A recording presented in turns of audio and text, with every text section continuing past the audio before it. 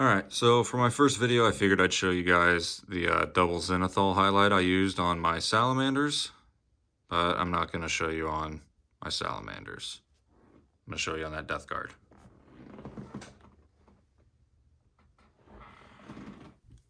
So with the zenithal highlights, what I like to do is obviously a black primer coat, and then I will go over it with the Daler-Rowney white ink, which if you haven't used this stuff, it's insane. I love it. The death guard we're painting, I'm going to do the white undercoat, leaving a lot of black on there. We're going to follow that up with Night Lord's blue, and then another zenithal of Alatoic. That blue. Alright, so let's start. I got the black coat on already, so now it's just time to load up the airbrush with the whites. Alright, airbrush is all loaded up, and just so you know, if you haven't used this stuff yet and it's your first time using it, this ink is potent. Super high pigments, so you do not need a lot of it. What we're going to do, we're just going to hold our miniature like that, and then come out from the top like we are the light source. And just real quick passes by, just trying to get everything the light would hit. And definitely leaving a lot of that black in there, because that's what's going to give us that really nice contrast later when we actually put on the blues.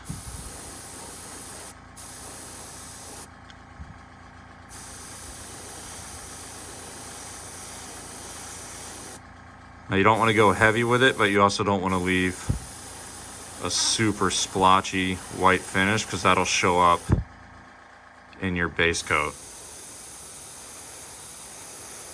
It's a nice, solid, pretty white.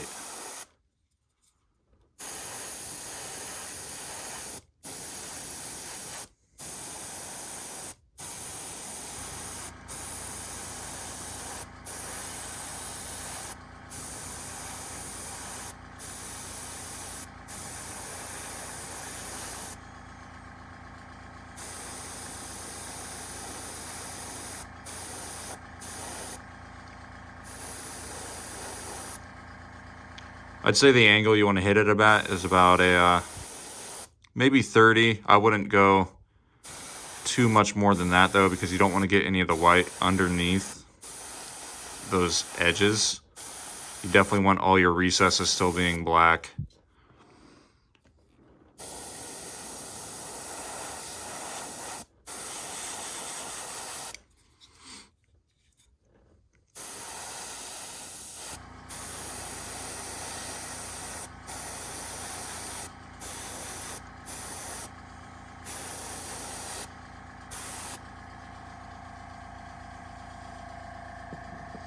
All right, that's about what you should have now.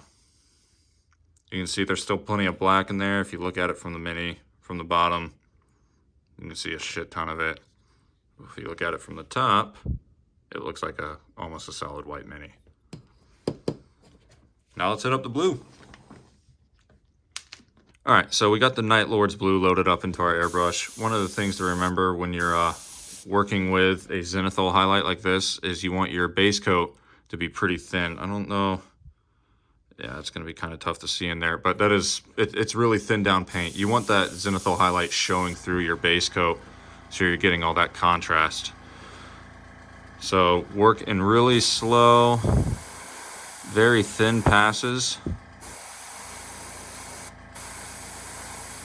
And we're not covering the whole mini either. We're just covering the parts of him that are going to be this blue. I mean, obviously you're going to get a little bit of overspray working with an airbrush, but you can go back in later and clean all that up. You just want to try and keep as much of that zenithal highlight as you can for the other colors, because you can still go over as zenithal with a regular brush. You don't need an airbrush to do zenithal stuff. You can do your zenithal highlight with rattle cans. It's not quite as smooth, but you know, it's still, you can still get decent results with it.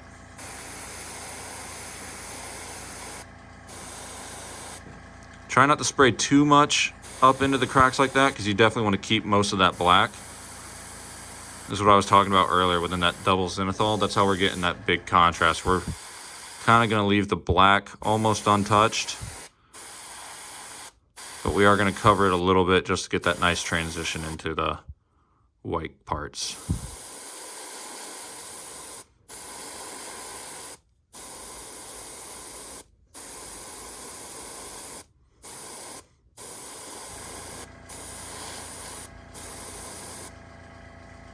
Say if you're looking for an angle on this, like the white was about a 30, maybe go for 45, almost 60 degree angle, but avoid spraying up into the cracks when you can.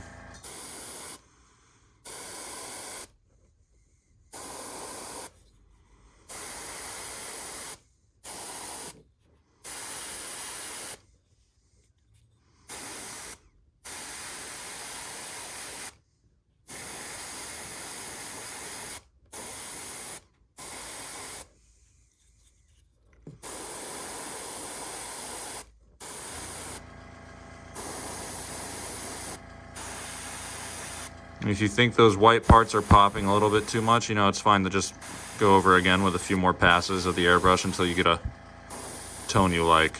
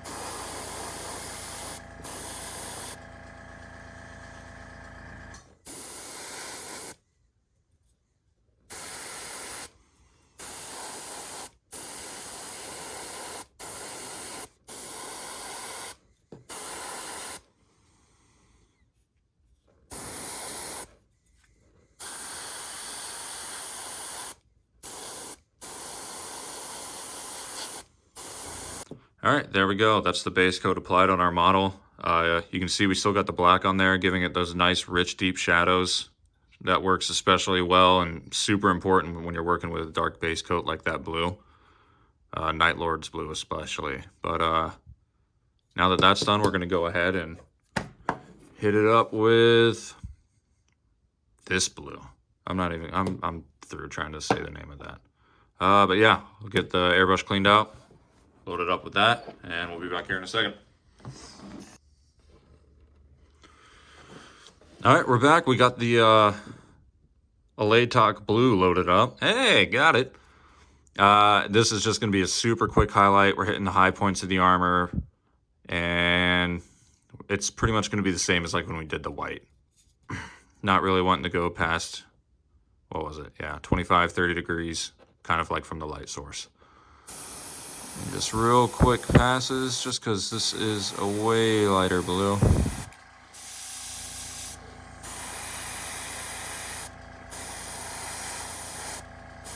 At first it may not seem like it's showing up just because of how light it is, but once it starts to dry, you'll really see it start to settle in.